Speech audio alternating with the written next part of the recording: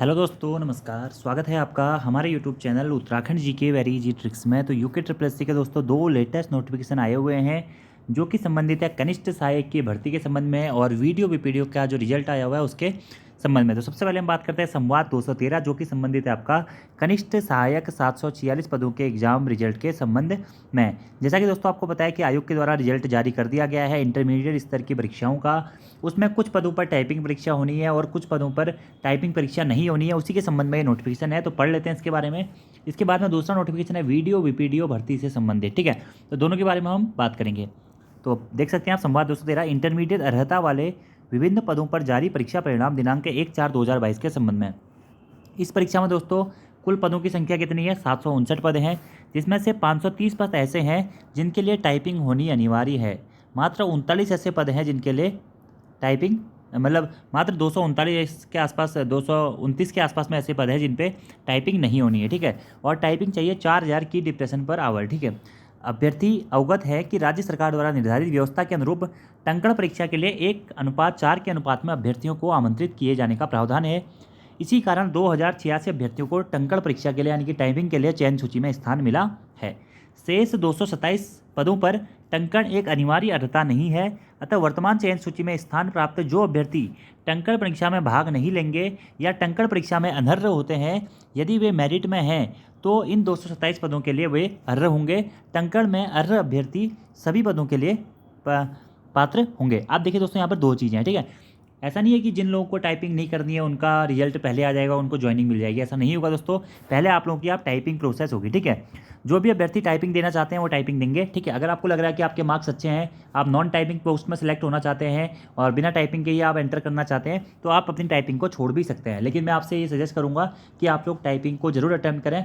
और अगर आप लोग डाउट्स में है कि आपकी रैंक थोड़ा पीछे है, जैसे जो लोग टॉप 229 में आ रहे हैं, 227 में आ रहे हैं, वो लोग तो चलो एक टाइम के लिए सोच लेंगे कि चलो हम टाइपिंग नहीं भी करेंगे तो भी चल जाएगा, उनका सिलेक्शन हो जाएगा। ठीक है, लेकिन जो उसके बाद के लोग हैं उनको टाइपिंग जरूर करनी है। ठीक है, और मैं आप सभी लोगों से कहूँगा दोस्तों टाइपिंग जरूर करें जिनका भी इसमें चयन हुआ है। ठीक है, और जिन अभ्यर्थियों का पहले से सिलेक्शन हुआ है और वो इसी लेवल वाली जॉब में है, 2000 ग्रेड पे में है, तो उनसे भी निवेदन करूँगा कि यहाँ पे नए अभ्यर्थियों को शामिल होने का मौका दीजिए। आप लोगों के पास में पहले ही जॉब है, आप उससे अच्छी ग्रेड पे या हाई लेवल की जॉब निकालें। और ये जो जॉब है जहाँ पर अभी हमारे कैंडिडेट्स निकले हुए हैं, इनको आप एक अपॉर्चुनिटी दें, क्योंकि बहुत सारे अभ्यर्थी फॉरेस्ट गार्ड में हैं और अलग अलग पोस्ट में है, पुलिस में है या अलग अलग विभागों में हैं अभी हाल ही में जिनके रिजल्ट आए हुए हैं या फिर पहले से ही कनिष्ठ सहायक के पद पर हैं। तो उनसे मैं कहना चाहूँगा कि आप अपर ग्रेड पे के लिए फाइट करें और यहाँ पर जो भी अभ्यर्थी चयनित हुए हैं उनको मौका दें ताकि अनएम्प्लॉयमेंट को दूर किया जा सके। ठीक है, तो टाइपिंग देनी है आप लोगों को जिनका भी चयन हो गया है। टंकण परीक्षा के बाद ही इन पदों पर चयन हेतु अभिलेख सत्यापन का आयोजन किया जाएगा, यानी कि आपका डॉक्यूमेंट वेरिफिकेशन उसी के बाद में होगा। पहले आपकी दोस्तों टाइपिंग होगी और टाइपिंग परीक्षा की डेट आपकी जल्द ही जारी कर दी जाएगी। तो ये तो था कनिष्ठ सहायक का नोटिफिकेशन जो कि मैंने आपको बता दिया है। दूसरे नोटिफिकेशन के बारे में बात कर लेते हैं दोस्तों हम। दूसरा नोटिफिकेशन है वीडियो बीपीडीओ की भर्ती के संबंध में, और ये नोटिफिकेशन भी दोस्तों बहुत महत्वपूर्ण है। अधिसूचना या विज्ञप्ति, आपको पता ही है कि अभी हाल ही में यूके ट्रिपल एससी के द्वारा स्नातक स्तरीय जो पद थे, ग्राम पंचायत विकास अधिकारी, वीडियो बीपीडीओ, चकबंदी अधिकारी, प्रबंधन उद्योग, सहायक समाचार कल्याण अधिकारी, समीक्षा अधिकारी, बहुत सारे पोस्ट कोड थे जिनका आपका डॉक्यूमेंट वेरिफिकेशन की तिथि आ चुकी है। और 17 मई 2022 से लेकर के 27 मई 2022 के मध्य में आपके इनके डॉक्यूमेंट वेरिफिकेशन होने हैं। यहाँ पर दोस्तों आयोग ने साफ कर दिया है कि आपने जो भी डॉक्यूमेंट्स उसमें लगाए हुए हैं वो आपके आवेदन करने की अंतिम तिथि से पहले वैलिड होना चाहिए, भले ही वो EWS सर्टिफिकेट हो या फिर OBC सर्टिफिकेट हो। अगर आपका चयन हुआ है और आपका OBC सर्टिफिकेट आपने एक्सपायर वाला लगा रखा था तो आपका चयन दोस्तों निरस्त कर दिया जाएगा। ऐसे ही अगर आपने EWS से फॉर्म भरा हुआ है और आपका EWS सर्टिफिकेट डेट की लास्ट डेट फॉर्म भरने की लास्ट डेट के बाद बना हुआ है तो भी आपका चयन स्थगित हो जाएगा। यहाँ पर आयोग ने साफ साफ लिखा हुआ है। और आपका कोई भी डॉक्यूमेंट ऐसा फर्जी पाया जाता है या जो वैलिड नहीं होता है तो भी आपका चयन निरस्त हो जाएगा। तो जो भी लोग डॉक्यूमेंट वेरिफिकेशन कराने जा रहे हैं बहुत सावधानी से जाएं। और ये एक दोस्तों चेतावनी भी है, जो लोग आगे से फॉर्म भरेंगे उनको भी इंश्योर रहना है कि अगर उनके साथ भी ऐसा कोई सिस्टम हो रहा है कि उनका कोई भी सर्टिफिकेट एक्सपायर हो चुका है तो वो उस सर्टिफिकेट का प्रयोग ना करें। खासकर EWS के साथ में और OBC के साथ में दोस्तों यह दिक्कत आने की संभावना है। यहाँ पर लिखा हुआ भी है कि अवगत कराना है कि आयोग कार्यालय में अभिलेख सत्यापन का मुख्य आशय है कि अभ्यर्थी अपने आवेदन पत्र में जो शैक्षिक अर्हताएँ, पात्रताएँ व अन्य विवरण अंकित किए गए हैं उनके मूल प्रमाण पत्र उनके पास हैं। वो ऑनलाइन आवेदन पत्र में कोई भी झूठी सूचना नहीं दी है। यह भी विज्ञप्ति में प्रकाशित है कि प्रत्येक अभ्यर्थी को आवेदन की अंतिम तिथि तक सभी अर्हताएं एवं पात्रताएं पूर्ण होनी चाहिए। आपने जो भी चीज़ें भरी हुई हैं वो बिल्कुल सही होनी चाहिए। और पिछले डॉक्यूमेंट वेरिफिकेशन में ये भी हुआ है दोस्तों कि ओबीसी प्रमाण पत्र वो ईडब्ल्यूएस प्रमाण पत्रों में कठिनाइयाँ आई हैं।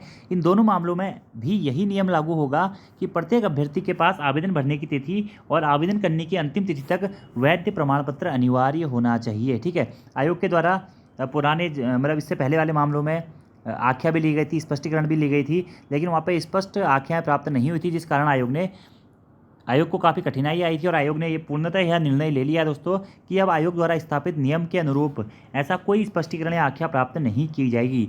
यदि अभ्यर्थी विज्ञापित शर्तों के अनुरूप सभी पात्रताएं संबंधी प्रमाण पत्र धारित करते हों तभी उनका अभ्यर्थन स्वीकार किया जाएगा।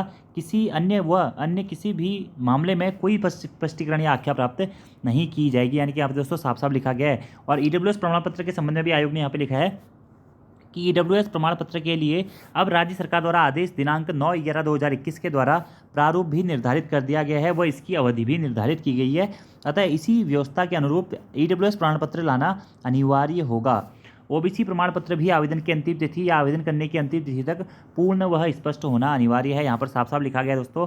और माननीय आयोग के द्वारा लिए गए निर्णय के अनुपालन में उक्त पदों में समस्त चयनित अभ्यर्थियों एवं भविष्य में आयोजित परीक्षाओं में चयनित होने वाले अभ्यर्थियों को सूचित किया जाता है कि लिखित परीक्षा में चयन के उपरांत की पात्रताओं के संबंध में उपरोक्त निर्धारित प्रमाण पत्र अभ्यर्थी के पास धारित होना अनिवार्य है तथा इस संबंध में किसी भी प्रमाण पत्र पर स्पष्टीकरण या क्लैरिफिकेशन मांगे जाने की व्यवस्था नहीं की गई है।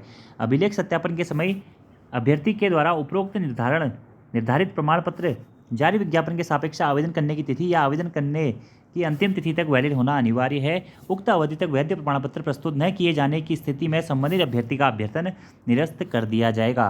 निर्धारित अवधि का वैध प्रमाण पत्र न होने की दिशा में अभ्यर्थी का कोई दावा स्वीकार नहीं किया जाएगा।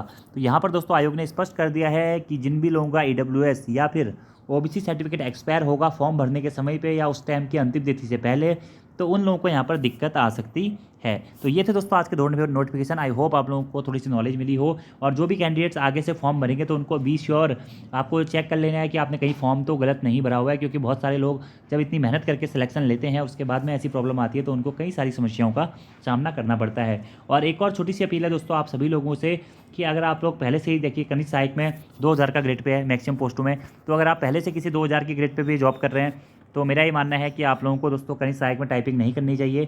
आप अपनी ही जॉब कंटिन्यू करिए और इससे हाई ग्रेड पे पर आपको जाना चाहिए। हाँ निश्चित ही अगर आपका 2000 ग्रेड पे में आप जॉब करते हैं, आपका 2400 या 2800 ग्रेड पे या इससे अपर लेवल पे ग्रेड पे सिलेक्शन हो रहा है तो आप बिल्कुल जाइए। लेकिन सेम लेवल पे अगर आप अपनी जॉब छोड़ के यहाँ आना चाहते हैं तो फिर यहाँ पर जो अभ्यर्थी नीचे मेरिट में है उनको हो सकता है कि लाभ ना मिले। तो आप लोगों से मेरी ये रिक्वेस्ट है दोस्तों कि आप लोग अपने छोटे भाइयों के बारे में भी सोचें जिनका सिलेक्शन हुआ है। जैसे कि हमने फॉरेस्ट गार्ड के समय पे भी ये मुहिम चलाई थी कि जो लोग पहले से जॉब में हैं, जो कनिष्ठ सहायक हैं या जो अदर पोस्ट में हैं, वो फिजिकल देने ना जाएं। लेकिन तब भी बहुत सारे अभ्यर्थी गए थे, तो वो तो आप लोगों के ऊपर डिपेंड करता है। लेकिन फिलहाल मैं यही कहना चाहूँगा कि आप लोग अगर दोस्तों टाइपिंग करने ना जाएँ, आप पहले से जॉब में इसी लेवल की जॉब में तो टाइपिंग करने ना जाएँ। और जो आपके छोटे भाई बहन हैं या आपके जो मित्र हैं उनको एक मौका दें एम्प्लॉयमेंट लेने का। तो आज की वीडियो में इतना ही दोस्तों। Thank you, thanks for watching video. See you next time. धन्यवाद।